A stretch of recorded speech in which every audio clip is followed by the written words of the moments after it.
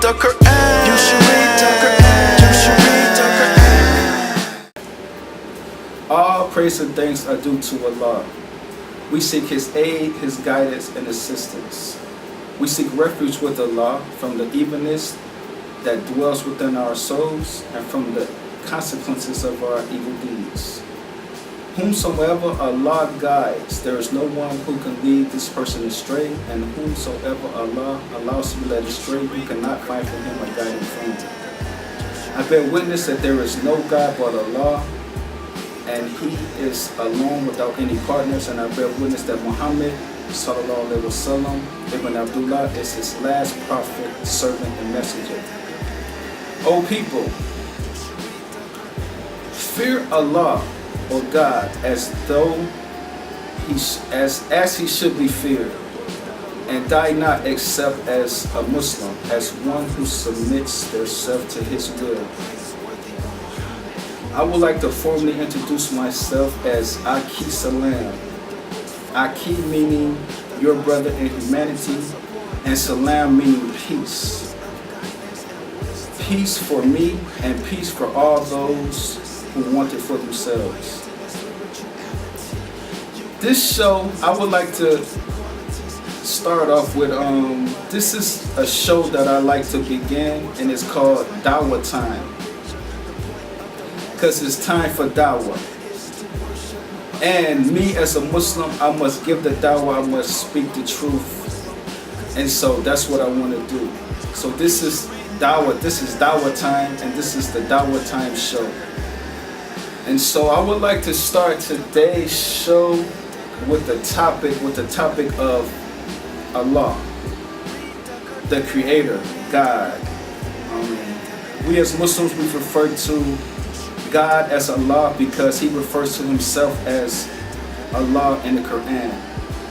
But me being an English-speaking person, I know Him as God, but He calls Himself Allah. So He's God, which He refers to Himself as Allah. And I want to expound on God, the Creator, and how I became to know of Him as Allah. Because I already knew of God, but how I became to accept the name Allah as the one true God, as the God. First of all, we must want to come to know. We must want to come to know of who God is, and we must also want to know, or we need to know, the true belief in God. Who is He? Where is He? Which is really a sin to think of where is He, because He's no place. So I would like to start right there. Who is Allah? Allah is God Almighty, the Creator, the one who exists and has no beginning or an end. He has no beginning or an end. And God, Allah, decided to create a creation. So when He decided to create a creation, then there came about places. Before God created a creation, there was no place. It was just Allah. That was just God. However He existed, only He knows that by Himself. But there was nothing encompassing Him. There was nothing around Him, holding Him down. Nothing holding Him down. So we can't imagine how He exists, but we do know that there is nothing greater than Him and nothing co-equal to Him, nothing comparable to Him. There is nothing like Him. So when He created the creation, things start to exist outside of Him.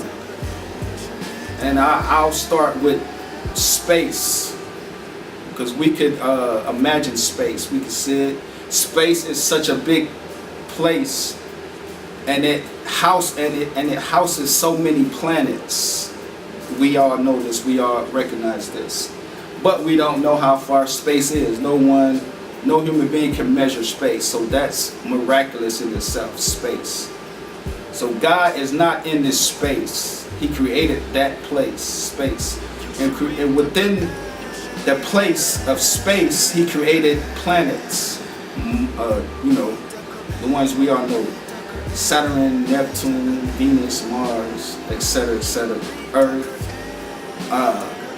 the sun, the moon, and the stars. So Allah exists without a place. Why? Because he created everything. He created all the places. And he was not created himself. He has no beginning and he has no end. So with that, I was, just want you to understand. I'm trying to get you to understand that Allah exists without a place. So we know about these places that I just spoke about. The heaven, the earth, Earth, Saturn, the moon, Mars, Neptune, all these. But we do not, no one has ever seen the heaven and the hell. These are places that are in eternity. And the places that I just described are in time. These time will cease to exist. Eternity will go on forever. So we can understand this. Time and everything that exists in time and space. So we, as human beings, we know that God is not in these places. You should know, or if you don't know, you know. I'm trying to explain that now. So with these other places that exist in eternity, heaven and hell, when I first was growing up, first started to think about God and believe in God, and I thought he was in heaven. I guess that was a natural thing to do, to believe that he's in heaven. But, when I became a Muslim, and as the truth started to be revealed to me, as we the Muslims believe the truth to be, I learned that he was not in heaven. He was not in heaven. Heaven is a place, an eternal place, that, for those who believe in heaven, you have to die to get there, and you have to have fit a certain criteria to reach this place. You have to be a good person. So for those who believe in heaven,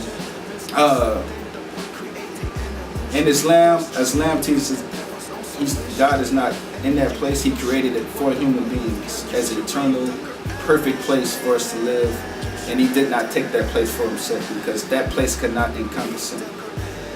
In hell, no one ever thought that God was in hell. So we know that God's not in hell. So I don't even have to expound on hell. Hell would be a place for bad people to go, who did what they did in life. I don't even really want to talk about the hellfire too much. We just know that bad people go there for those who believe in heaven and hell. So, to round everything up, God exists without a place. I like to use the word God because I'm an English-speaking person, and my audience would probably be mostly English who can understand what I'm saying. But he is Allah, which is an Arabic word that he calls himself in the Quran. And we as Muslims, we follow this book. We believe that it's the last book that was revealed, the Prophet Muhammad, which we believe is the last prophet in succession of prophets. We believe in all the prophets, and the Quran backs this up. And anything that I'm speaking about is not from me, it's from the Quran, from the Islamic teaching. So anything that I'm telling you about is not from me, it's what I've learned that has been laid down. The proofs and evidences that's in the Quran. And this book has never been changed since it was revealed to Muhammad, peace be upon him, in 570 AD. And it's in its original form. And this book speaks on all the prior prophets, from Noah, Abraham, Isaac, Jacob, who came after Jacob? Jacob, Moses, David, Solomon, on up to Jesus, and all the prophets in between those. Jonah, and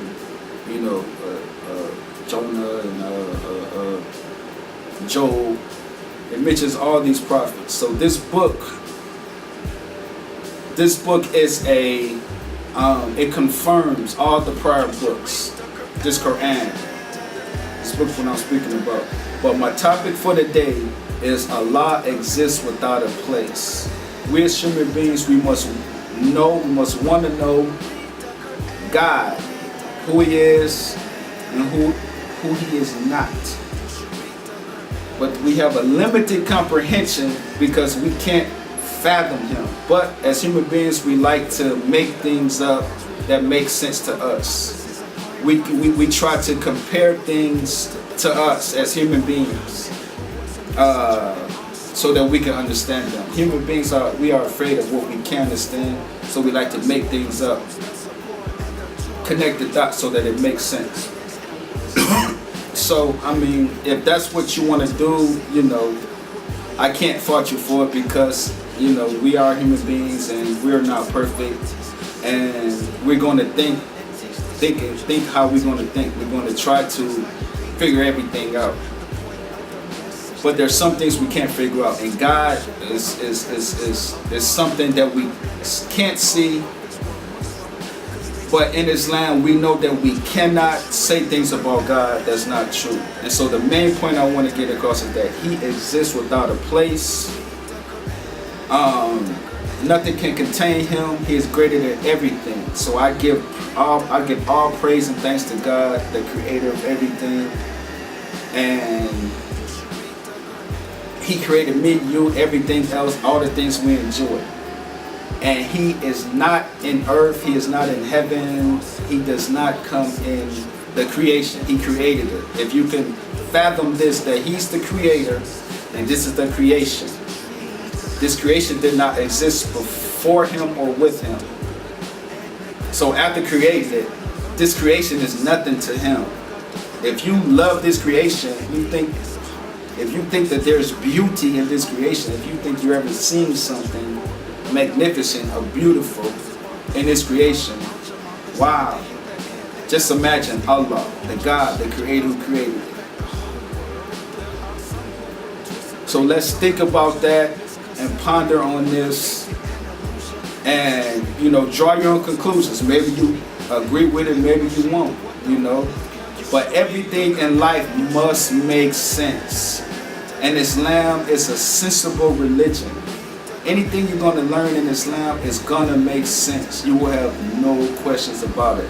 The only question you will have about it that you won't be able to understand or fathom is the essence of God, which I just tried to explain.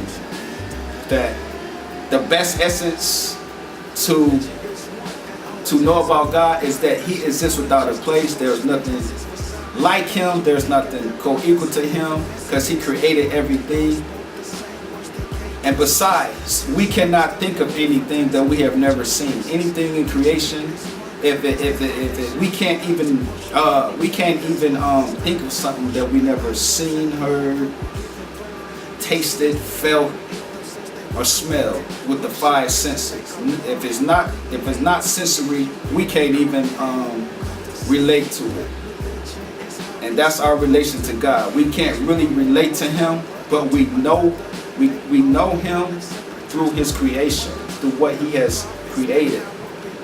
That there has to be a God, that there has to be something bigger than me. I didn't even create myself. I don't even really know myself. You don't even really know yourself.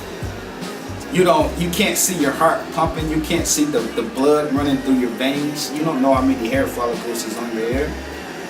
You can't see your skeleton system, which houses, your muscles and that holds up your muscles and all your ligaments and everything. We didn't create this. We are great creatures, but we didn't create ourselves. We only can control one thing. Everything else we had nothing to do with. We can control our free will. We have a free will. God did give us that. He gave us a free will to choose between good and bad, so we can control that. Other than that, everything we had nothing to do with. We didn't have anything to do with the free will, but we have control over the free will. Okay? So that's miraculous in itself.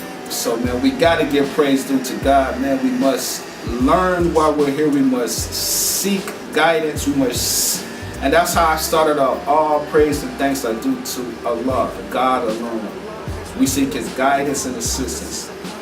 Because without guidance, His guidance and assistance, we're lost. We're left with thinking like how many of us do, just guessing and surmising, investigating, and coming up with our own assumptions, which is okay on the earth with the earthly things. But when it comes to with that relationship to God, we can't compare Him to His creation.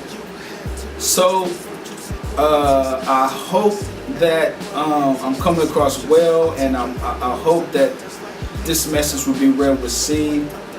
And this is the Dawah. It's Dawah time. This is my show.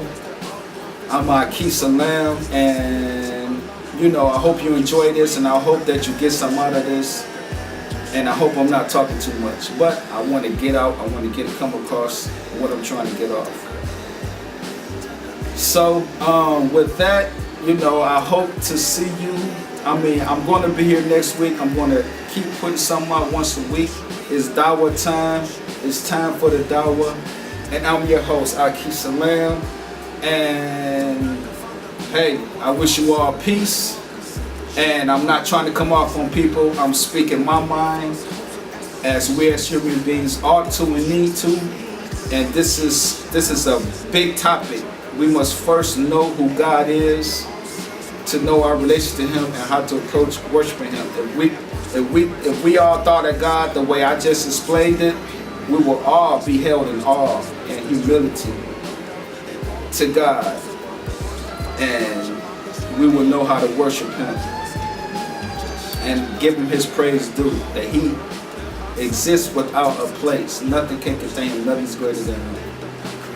Okay, so with that said, I gotta go now. My name is Akhee Salam, and it's Dawah time. Islam teaches worship in its purest form. Its purest form. Its purest form. It's the way that all prophets taught and John, taught and John, taught and John. They all taught to worship only Allah, only Allah, only Allah.